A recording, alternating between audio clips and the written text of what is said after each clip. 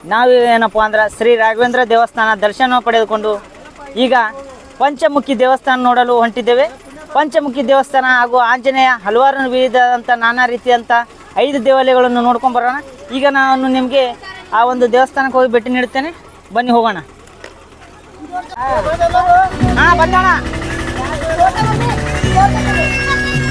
ಹೋಗೋಣ ಬನ್ನಿ.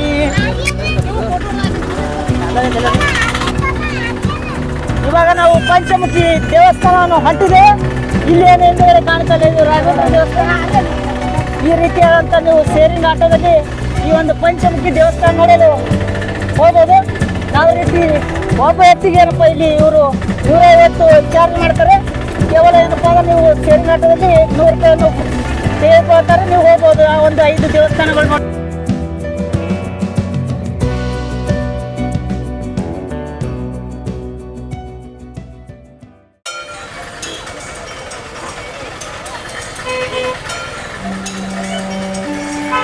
ಆಂಜನೇಯ ದೇವಸ್ಥಾನ ಅದು.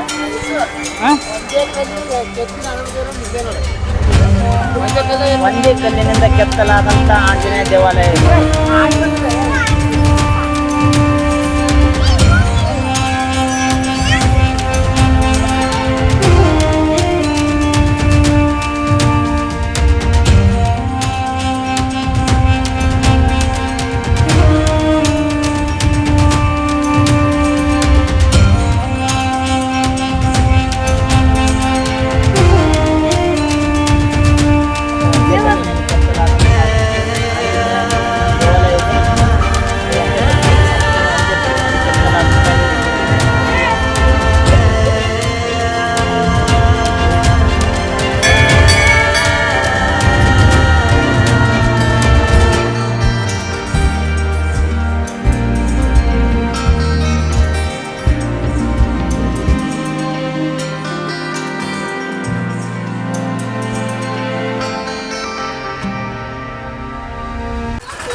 ಇವಾಗ ಏನಪ್ಪ ಈ ಒಂದು ಆಂಜನೇಯ ಮೂರ್ತಿಯ ನೋಡಿ ಮತ್ತೆ ಇವಾಗ ಗಾಡಿಯಲ್ಲಿ ಕೂತ್ಕೋಬೇಕು. ಇಲ್ಲಿಂದ ಮತ್ತೆ ಮುಂದೆ ಹೋಗ್ಬೇಕು.